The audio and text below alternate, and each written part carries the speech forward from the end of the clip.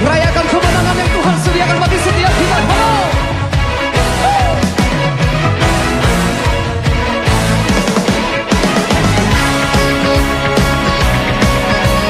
Sebab Engkau satu-satunya Tuhan yang tak tertandingi oleh apapun di dunia ini.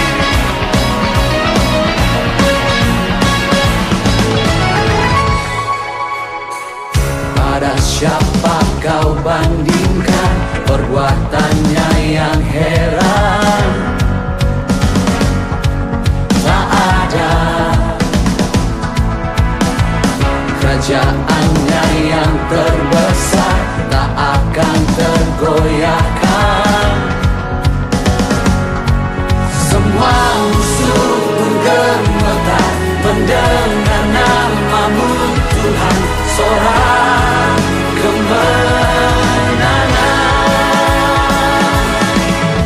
sungguh tak tertandingi, tak ada yang setara denganmu.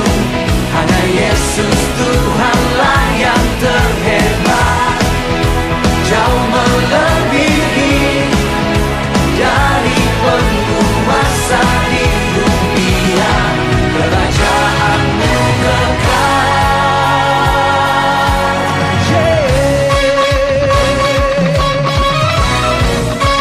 Haleluya. Pada siapa kau bandingkan perbuatannya yang heran? Nyatakan. Tak ada. Kerajaannya yang terbesar tak akan tergoyahkan. Semua musuh pun gemetar mendengar namamu Tuhan. Sorak kemenangan tak tertandingi, sungguh tak tertandingi. Tak ada yang setara denganmu. Hanya Yesus Tuhanlah yang terhebat, jauh melebihi dari penguasa di dunia. Kerajaanmu kekal.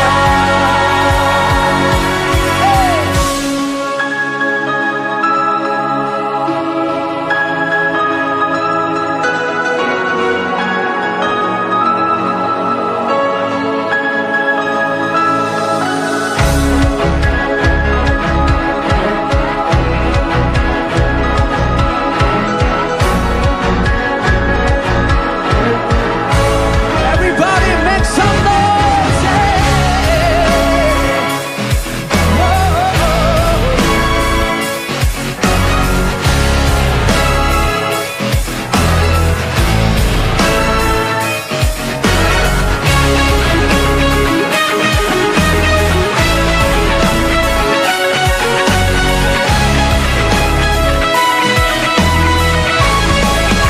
mari sama-sama nyatakan. Sungguh tak tertandingi, tak ada yang setara denganmu. Hanya Yesus Tuhanlah yang terhebat, jauh melebihi dari penguasa di dunia. Kerajaanmu kekal. Sungguh tak tertandingi, tak ada yang setara denganmu. Hanya Yesus Tuhanlah yang terhebat, jauh melebihi dari penguasa di dunia. Kerajaanmu kekal.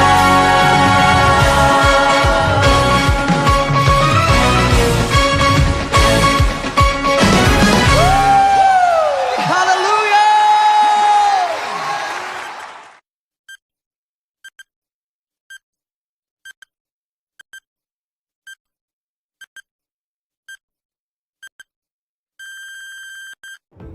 Hai Church, Shalom, selamat datang kembali di ibadah minggu kita di ibadah Christ Center Fellowship. Terima kasih banyak buat teman-teman yang sudah sering banget datang di ibadah kita via online. Sama teman-teman yang mungkin baru pertama kali, selamat datang. Kenalin yang di belakang aku dari tim worshipnya Christ Center Fellowship. Kami senang banget bisa melayani teman-teman semua. Yuk teman-teman boleh persiapin hati teman-teman, pikiran, perasaan teman-teman. Kita akan masuk lebih dalam lagi ke dalam hadirat Tuhan. Sebelum kita mulai, mari kita bareng-bareng sama-sama berdoa. Tuhan Allah Bapa di dalam surga, kami mengucap syukur untuk pagi yang baik Tuhan. Kami mengucap syukur Engkau Bapa yang memberkati kami jauh melebihi dari apa yang kami minta, jauh melebihi dari apa yang kami pikirkan. Kami siapkan pikiran, hati, perasaan, kos-kosan kami ke dalam tangan kasih-Mu. Engkau Allah yang berperkara dalam ibadah online kami. Kami mau Engkau Tuhan yang bertata di tempat ini, di kos-kosan kami, di rumah kami Tuhan. Terima kasih Tuhan. Syukur bagimu Tuhan, syukur bagimu, syukur bagimu. Terima kasih Tuhan, syukur bagimu, syukur bagimu. Kami tahu Tuhan, penyertaan datang daripada Tuhan. Kami tahu Tuhan, perlindungan datang daripada Tuhan. Kami menaikkan pujian, sembah kami ke dalam tangan kasih-Mu. You are the love of my life. You are the hope that I cling to. You mean more than this world to me. I won't trade you for silver or gold. I won't trade you for riches untold.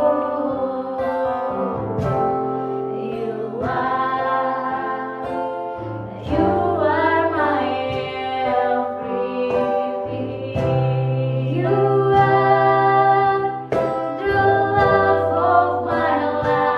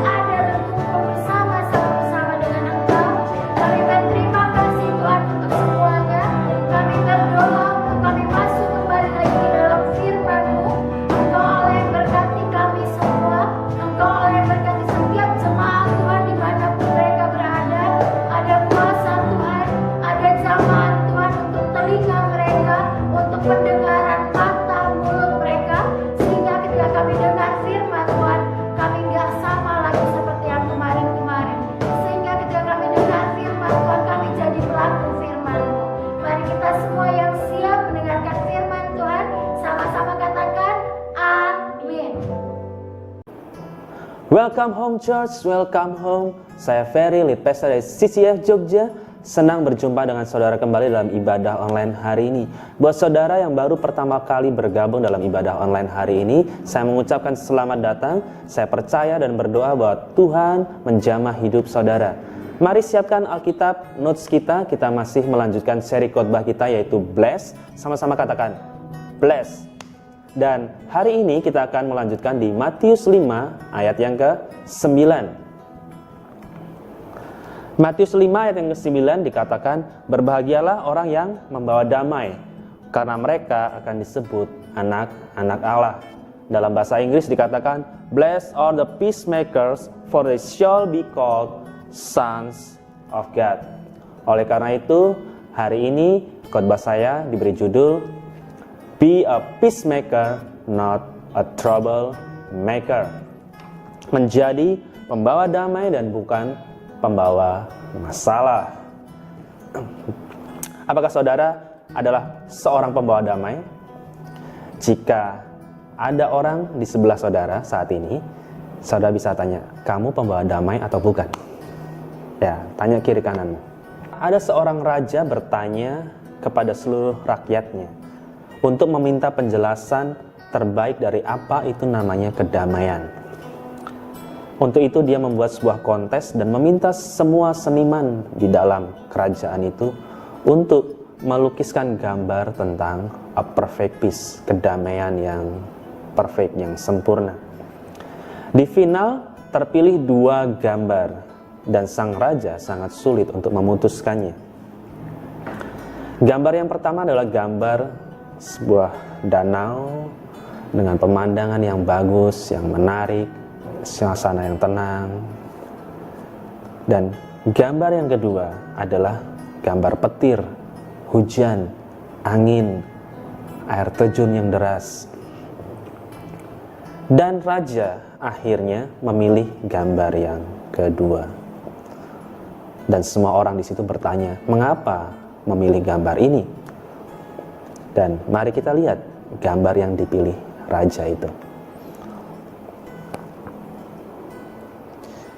Ya, ada gambar petir,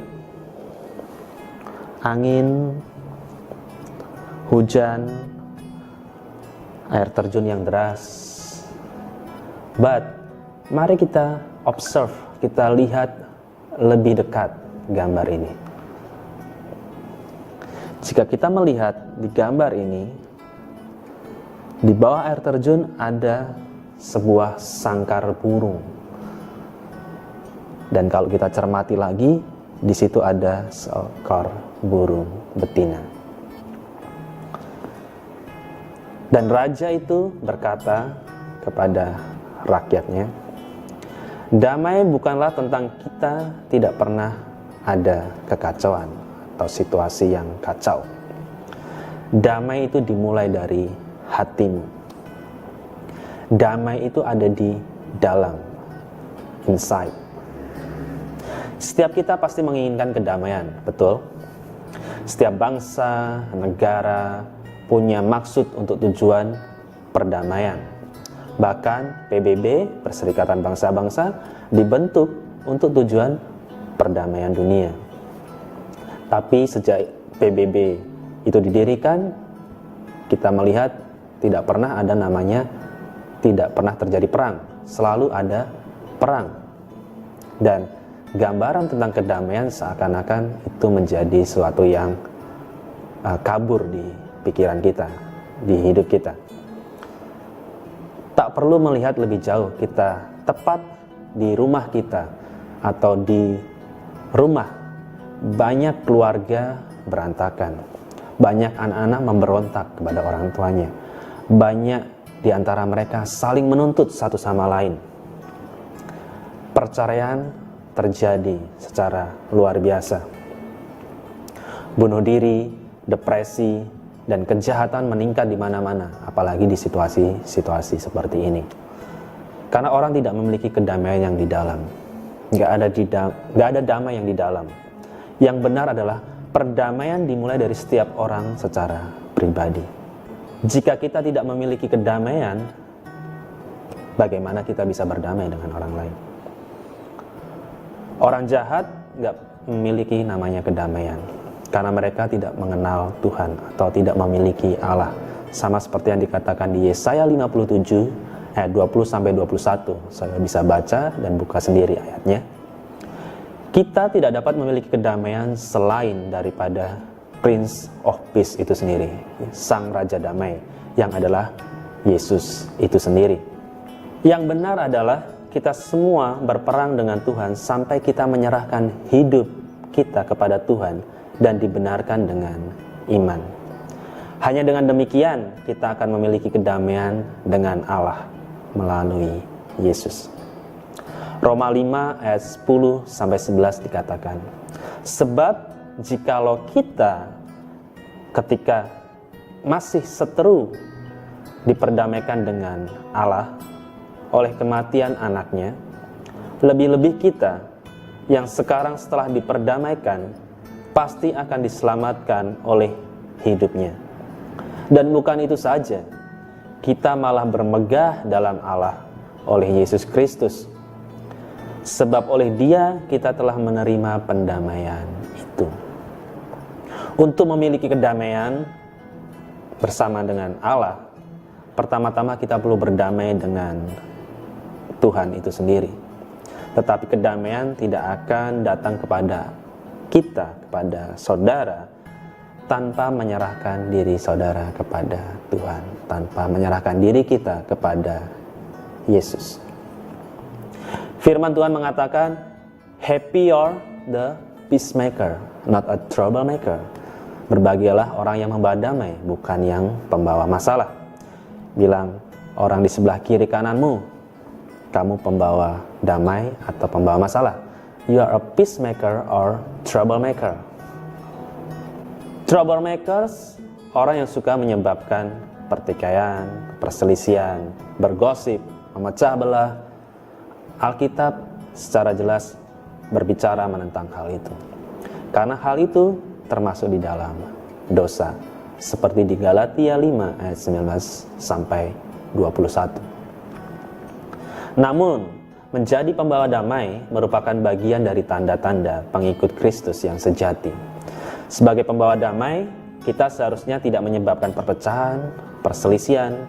Sebaliknya kita harus saling mengasihi satu sama lain, yang merupakan bukti bahwa kita adalah murid Yesus.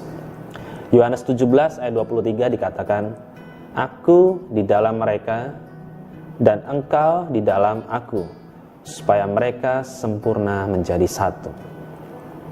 Agar dunia tahu bahwa engkau yang telah mengutus aku dan bahwa engkau mengasihi mereka, sama seperti engkau mengasihi aku.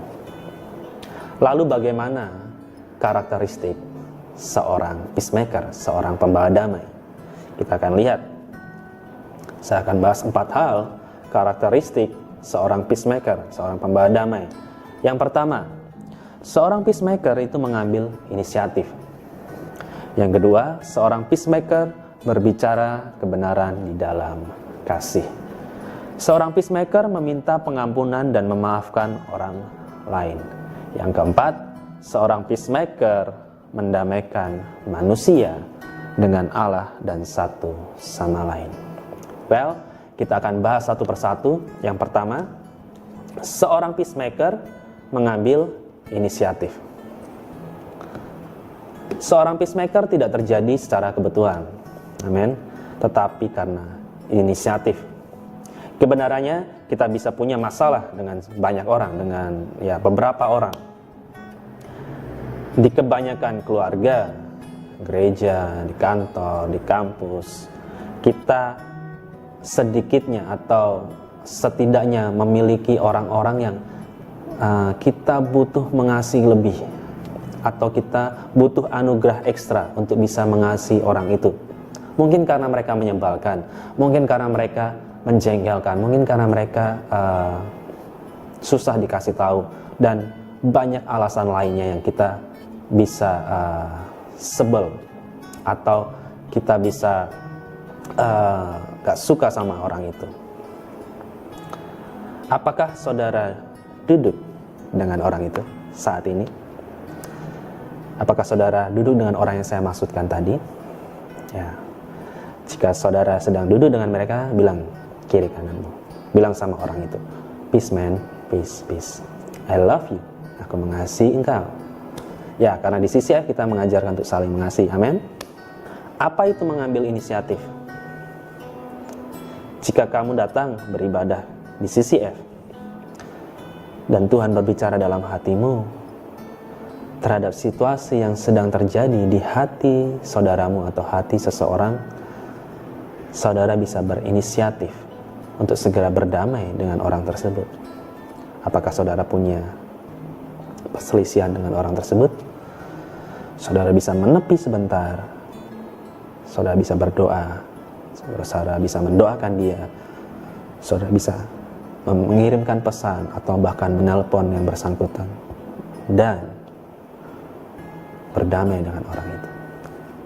Di Matius 5 ayat 23 sampai 24 dikatakan, sebab itu jika engkau mempersembahkan persembahanmu di atas mezbah dan engkau teringat akan sesuatu yang ada dalam hati saudaramu terhadap engkau, tinggalkanlah persembahan di mezbah itu dan pergilah berdamai dahulu dengan saudaramu.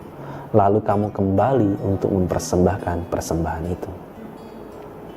Seorang peacemaker tidak melihat siapa lebih benar, siapa paling salah. Dia mengambil inisiatif untuk berdamai dengan seseorang yang berselisih dengannya. Matius 18 ayat 15 sampai 17 dikatakan, apabila saudaramu berbuat dosa, tegurlah dia di bawah 4 mata. Jika ia mendengarkan nasihatmu, engkau telah mendapatkannya kembali. Jika ia tidak mendengarkan engkau, bawalah seorang atau 2 orang lagi, supaya atas keterangan 2 atau 3 orang saksi, perkara itu disangsikan. Jika ia tidak mau mendengarkan mereka, sampaikanlah soalnya kepada jemaat. Dan jika ia tidak mau juga mendengarkan jemaat, pandanglah dia sebagai seorang yang tidak mengenal Allah atau seorang pemungut cukai. Seorang peacemaker menciptakan perdamaian dengan berbicara dengan orang itu secara pribadi dan bukan di muka umum, bukan di sosial media, di Twitter, di Instagram, di WhatsApp, di Facebook, atau di semua media yang lain. Bukan dengan orang yang tidak punya kepentingan, yang tidak menjadi bagian dari solusi atau tidak menjadi bagian di dalam masalah itu. Jika ada saudaramu yang salah atau berdosa, kamu tidak akan menceritakan hal itu ke publik, right? Betul? Ya, karena firman Tuhan jelas mengatakan, apabila saudara berbuat dosa, tegurlah dia di bawah 4 mata. Berbicaralah dengan dia secara 4 mata. Dan jika ia mendengarkan nasihatmu, engkau telah mendapatkannya kembali. Jika ia tidak mendengarkan engkau, ya, ajak berbicara kepada orang tersebut. Dan selanjutnya, seperti dalam firman Tuhan. Beberapa orang mungkin menolak untuk berdamai dengan kita, ya. Tetapi jika memungkinkan, marilah kita berdamai dengan semua orang. Karena di Roma 12 ayat 18 dikatakan, sedapat-dapatnya. Kalau hal itu bergantung padamu, garis bawahi, kalau hal itu bergantung padamu berarti ada usaha kita. Hiduplah dalam perdamaian dengan semua orang. Saya ulangi, sedapat-dapatnya. Kalau hal itu bergantung padamu, hiduplah dalam perdamaian dengan semua orang. Itu berarti kita mengusahakan, ada usaha yang terbaik yang kita bisa lakukan untuk berdamai dengan semua orang. Kita perlu mengusahakan yang terbaik untuk berdamai dengan orang lain. Apakah kamu punya orang yang gak suka sama kamu? Pasti ada, betul? Usahakanlah berbuat baik. Usahakanlah tetap berbuat baik sama orang itu. Saudara bisa kirim pesan yang menguatkan, yang memberkati. saudara bisa mengucapkan selamat ulang tahun, selamat kerja, selamat apa saja. Bahkan saudara bisa menawarkan untuk mentraktir orang itu makan. Amin. Saya belajar, jika ada orang yang tidak suka saya, mereka bakal punya masalah. Kenapa? Karena saya akan tetap mengasihi mereka. Amin. Dan saudara bisa melakukan hal yang sama. Jika kamu tidak suka saya, kamu bakal punya masalah. Karena saya mengasihi kamu. Saudara bisa melakukan hal yang sama. Kita tetap bisa mengasihi mereka walaupun mereka nggak suka sama kita. Ini bukan berarti kalau saudara suka dengan seseorang dan orang itu nggak suka sama kamu, jangan baper, karena bukan berarti kamu jelek, bukan berarti kamu tidak baik atau tidak bagus. Ya karena memang tidak suka, kamu tidak bisa memaksanya juga. Masih banyak orang yang suka sama kamu, amin. Masih banyak pria, wanita yang suka sama kamu, dan Tuhan tempatkan ada di sekelilingmu, amin. Para peacemaker tidak pasif atau acuh tak acuh, tetapi mereka menganggap serius firman Tuhan untuk memperbaiki masalahnya. Seorang peacemaker tidak pasif, tidak acuh tak acuh, tetapi mereka bersungguh-sungguh menanggapi firman untuk memperbaiki masalahnya. Well, seorang peacemaker itu meresponi firman. Dia menanggapi firman dengan serius, seperti yang firman Tuhan katakan. Yang kedua, seorang peacemaker berbicara kebenaran dalam kasih. Efesus 4 ayat 15 dikatakan, tetapi dengan teguh berpegang kepada kebenaran, di dalam kasih kita bertumbuh di dalam segala hal ke arah Dia, Kristus yang adalah kepala. Kasih harus seimbang dengan kebenaran. Kita tidak bisa hanya mengasihi tapi mengabaikan pelanggaran, dosa, kesalahan. Kasih harus seimbang dengan kebenaran. Kita harus tetap bisa menyampaikan yang benar, kebenaran di dalam kasih. Tidak mudah untuk mengatakan kepada seseorang bahwa dia salah, betul? Tetapi jika kita benar-benar mengasihinya, kita akan memberitahukannya. Amsal 27 ayat 5 sampai 6 dikatakan, lebih baik teguran yang nyata-nyata daripada kasih yang tersembunyi. Seorang kawan memukul dengan maksud baik, tetapi seorang lawan mencium secara berlimpah-limpah. Berbicara kebenaran itu menyakitkan. Orang tidak ingin dikoreksi. Kecenderungan manusia tidak ingin dikoreksi. Tetapi kita hendaknya nggak lari dari masalah itu, dan sebaliknya berusaha untuk berbicara kebenaran dalam kasih. Amin. Saya juga mengalaminya. Kalau boleh jujur, saya belajar untuk selalu merendahkan hati, mendengar, untuk membiarkan diri saya dikoreksi oleh orang-orang di sekitar saya, termasuk orang yang paling dekat dengan saya.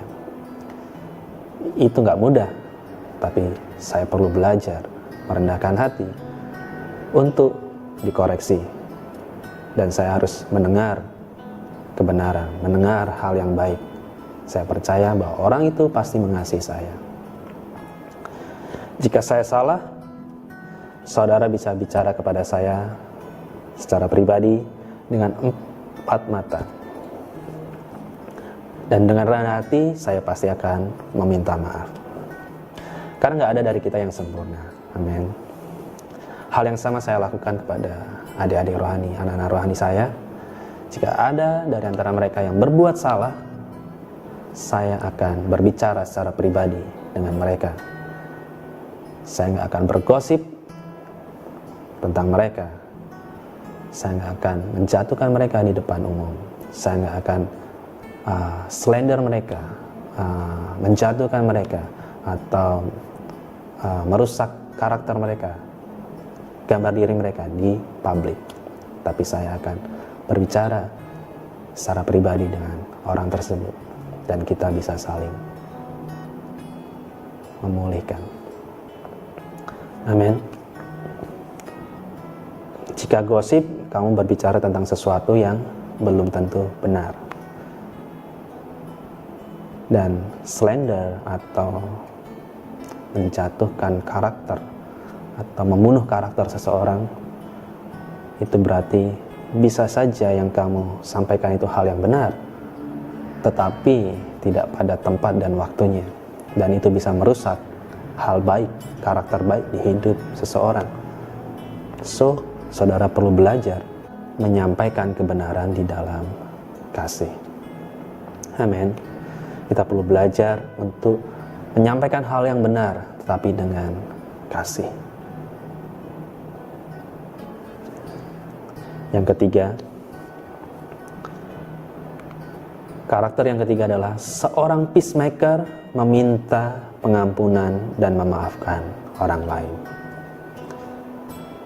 Kolose 3 ayat 13 dikatakan, sabarlah kamu terhadap yang lain, dan ampunilah seorang akan yang lain.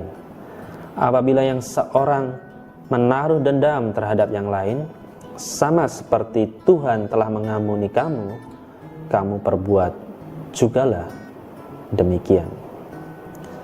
Tanpa pengampunan sulit untuk hubungan dipulihkan. Orang yang tidak bisa memaafkan pasti memiliki masalah.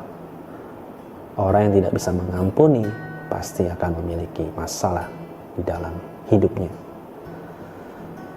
Mereka yang belum mengenal Yesus akan sulit untuk mengampuni orang lain dan untuk meminta pengampunan sampai mereka sendiri mengalami namanya diampuni, mengalami namanya menerima kasih karunia Tuhan yang luar biasa. Mereka sulit untuk mengampuni orang lain, mereka sulit untuk meminta pengampunan kepada siapa saja, sampai mereka mengalami sendiri namanya anugerah Tuhan yang luar biasa.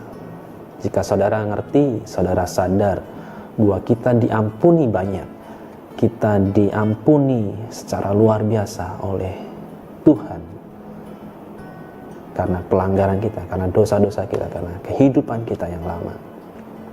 Kita ngerti namanya ngalami freedom, kita ngerti namanya dibebaskan, kita ngerti namanya benar-benar dibebaskan, diampuni, dan kita bisa mengampuni orang lain.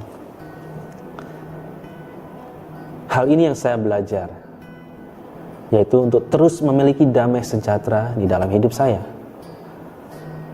Karena waktu kita merenungkan namanya diampuni, dibebaskan, dikasihi, bahwa saya adalah orang yang diampuni, dikasihi, diperdamaikan dengan Allah, saya punya damai sejahtera dalam hidup saya, sehingga saya bisa mudah atau belajar untuk mengampuni kesalahan orang lain. Jika ada di antara saudara hari ini yang masih belum mengampuni seseorang atau beberapa orang dalam hidupmu, mungkin orang itu pernah melukai engkau, mungkin orang itu pernah melakukan hal yang jahat sama hidupmu, mungkin saudara nggak bisa sama sekali memaafkan orang itu karena perbuatan yang dia lakukan, tapi saudara rindu, tapi saudara mau untuk saudara mengampuni orang itu, karena saudara mendengar kebenaran ini bahwa waktu kita diampuni Tuhan, kita bisa mengampuni orang lain. Saya mau berdoa buat saudara hari ini. Saudara bisa taruh tangan saudara di dada. Bapa di dalam surga, hamba berdoa hari ini buat setiap teman-teman yang menaruh tangannya di dada. hamba berdoa biarlah damai sejahtera Tuhan, pengampunan yang daripada Tuhan turun atas hidup setiap anak-anak-Mu. Kami diperdamaikan dengan Tuhan, kami diampuni setiap pelanggaran dosa-dosa kami Tuhan diselesaikan di salib Kristus. Kami menyadari setiap pelanggaran kami menyadari setiap dosa kami, bahwa kami berdosa, bahwa kami nggak layak. Tapi oleh karena Engkau hadir di dalam hidup kami diperdamaikan, kami diselamatkan, kami dipulihkan, hubungan kami dipulihkan antara Bapa dengan kami. Bapa di dalam surga, berdoa di dalam nama Yesus, biarlah setiap anak-anak-Mu boleh mengalami damai yang sejati, yang kekal di dalam hati mereka. Mereka mengalami namanya damai sejahtera yang melebihi segala akal, dan mereka punya kekuatan untuk mengampuni orang-orang yang bersalah sama mereka. Bahkan mungkin itu orang-orang yang terdekat dengan hidup mereka. Di dalam nama Yesus, hamba berdoa mereka punya kekuatan, punya anugerah untuk mengampuni orang-orang itu, dan mereka dibebaskan, mereka mengalami pemulihan, mereka mengalami freedom yang dari Engkau karena mereka mengampuni orang tersebut. Dan saudara bisa mulai berdoa dan mengampuni orang itu. Sebut namanya dan ampunilah orang itu. Datang sama Tuhan hari ini, terus buka hati saudara dalam nama Yesus. Haleluya, amin.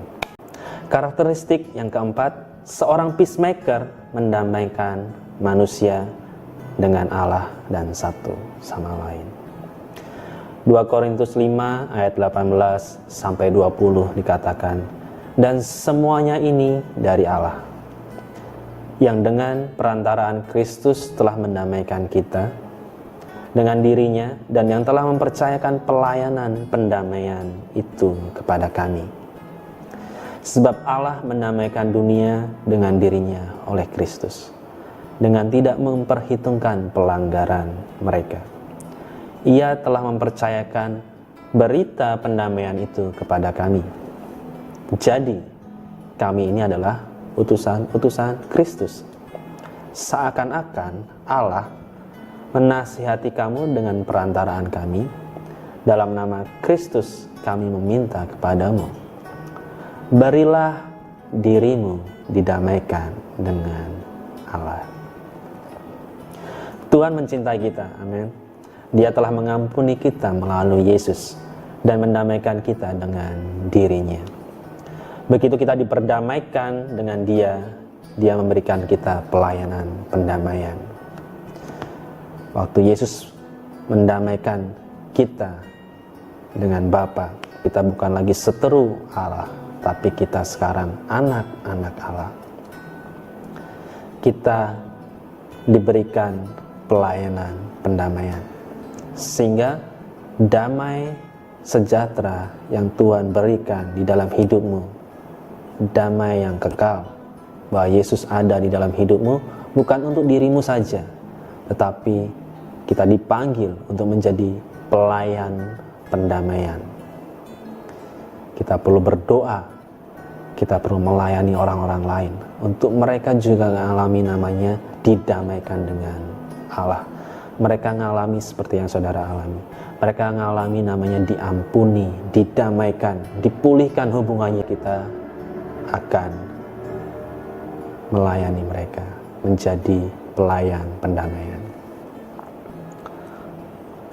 Janji Tuhan buat seorang peacemaker adalah mereka akan disebut anak-anak Allah. Amin.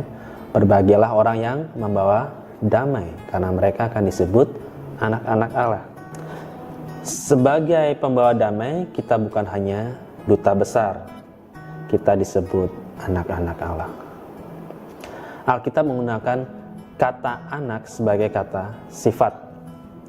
Untuk disebut anak-anak Allah berarti membawa kehormatan tertinggi untuk mewakili seperti apa Tuhan kita, Allah yang membawa damai.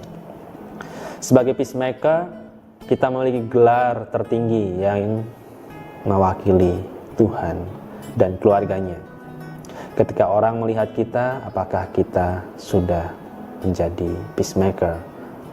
Apakah orang diberkati? Apakah mereka melihat Tuhan dalam hidup kita? Untuk menjadi pengikut Yesus, pengikut Kristus yang sejati, kita perlu diperdamaikan dulu dengan Bapa. Karena sebelum kita menjadi anak-anak Allah, kita perlu diperdamaikan terlebih dahulu dengan Tuhan. Amin.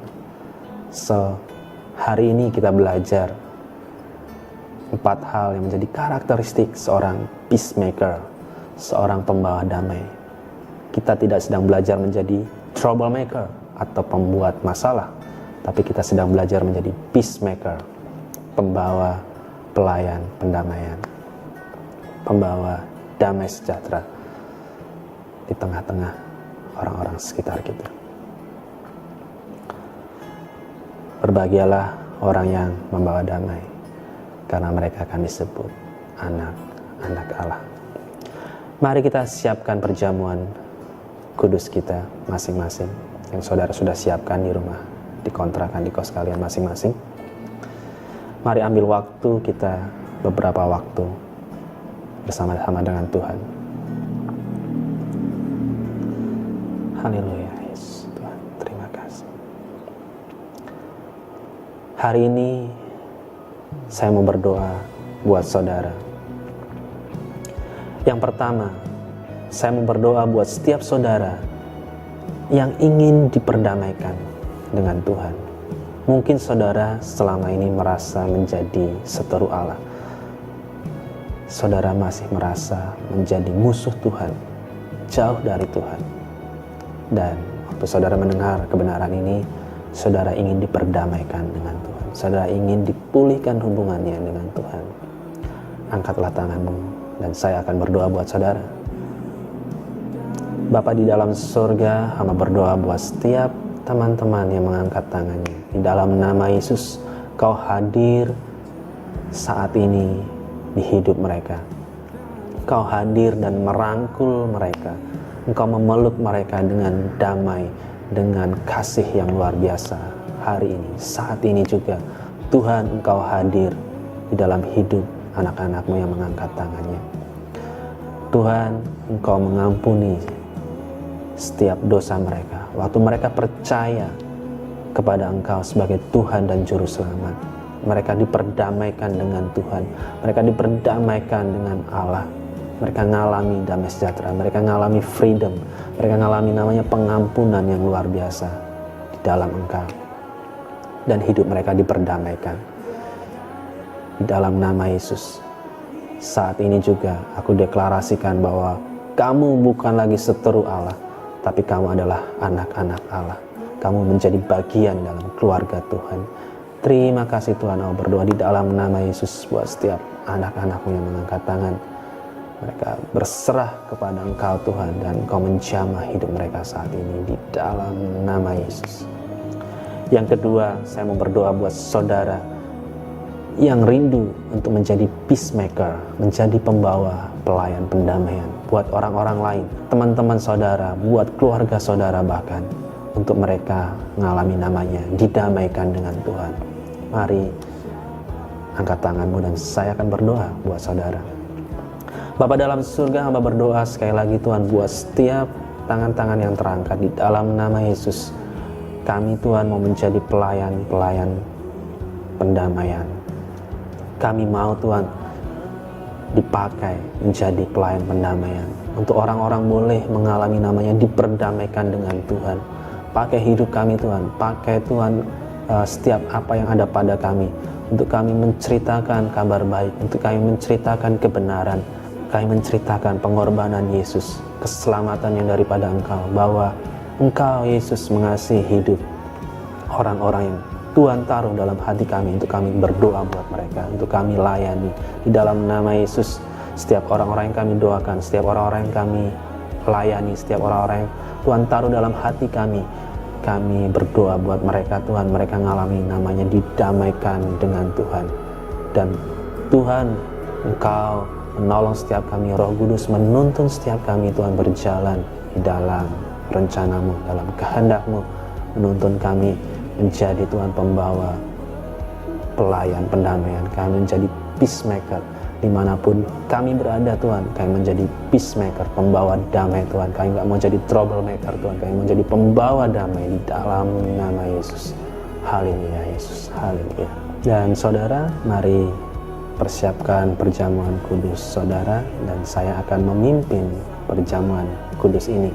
Saudara bisa siapkan roti, hosti, atau crackers yang saudara siapkan.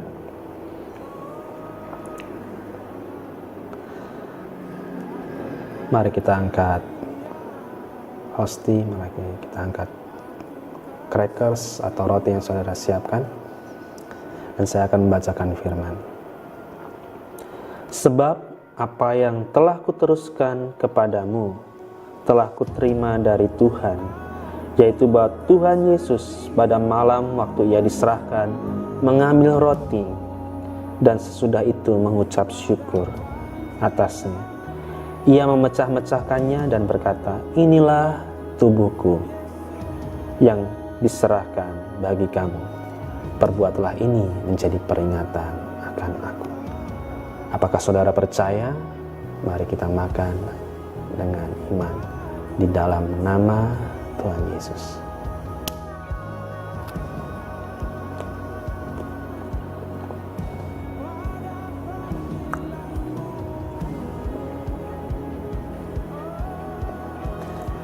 Dan mari kita angkat cawan atau berisi anggur atau air yang saudara siapkan, dan saya akan membacakan firman.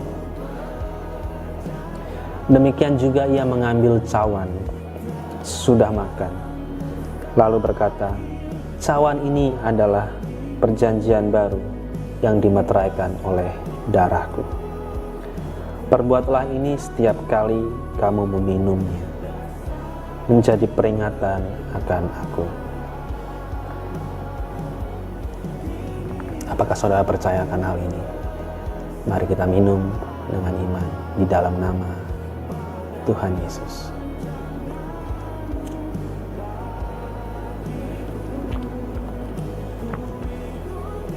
Haleluya Yesus. Tuhan, terima kasih Tuhan. Terima kasih Tuhan. Terima kasih. Haleluya Yesus. Syukur. Mari mengucap syukur buat pengorbanan Yesus yang mati di kayu salib buat hidupmu dan hidupku. Terima kasih buat karya salibnya. Terima kasih buat apa yang Tuhan sudah lakukan, yaitu memperdamaikan kita dengan Allah melalui salib Kristus. Terima kasih Tuhan, kami mengucap syukur. Kami mengucap syukur bahwa Engkau Tuhan yang sudah mendamaikan kami. Engkau yang sudah Tuhan membebaskan kami dari setiap belenggu, setiap kutuk, setiap sakit penyakit Tuhan. Di dalam nama Yesus Tuhan, kami mengalami pendamaian dengan Tuhan. Kami bukan lagi orang-orang yang dihukum, tapi kami beroleh Tuhan keselamatan. Terima kasih Tuhan, kami mengucap syukur. Kami bersyukur karena anugerah-Mu Tuhan ada dalam hidup kami. Dan hamba berdoa Tuhan buat setiap jemaat Tuhan, mereka mengalami Tuhan keselamatan, pendamaian yang Tuhan berikan itu secara nyata, secara real dalam hidup mereka. Mereka mengalaminya, mereka merenungkannya hari demi hari Tuhan. Dan hidup mereka Tuhan terus diubahkan dari hari ke hari, menjadi semakin serupa dengan Kristus. Mereka menjadi orang-orang yang membawa damai sejahtera. Mereka menjadi peacemaker Tuhan di dalam nama Yesus Tuhan. Hamba berdoa buat setiap jemaat Tuhan, dimanapun mereka berada Tuhan, mereka menjadi seorang peacemaker dan bukan troublemaker Tuhan. Mereka Tuhan hidup di dalam pengenalan akan Kristus. Mereka hidup di dalam kebenaran. Mereka hidup dalam firman.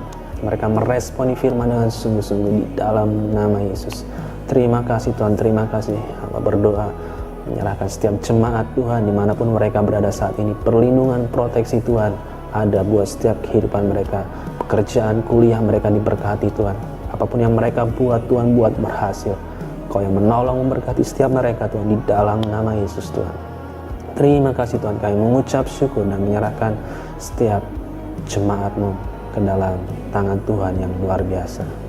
Dan kami akan melihat setiap campur tangan Tuhan, hal-hal yang hebat, hal-hal yang besar, hal yang luar biasa Tuhan terus kerjakan di tengah-tengah kehidupan mereka. Di dalam nama Yesus. Haleluya. Amin. Hai church, thank you so much untuk persepuluhan kalian, persembahan kalian, uang yang kalian percayakan untuk gereja kita, gereja CCF untuk kita kelola.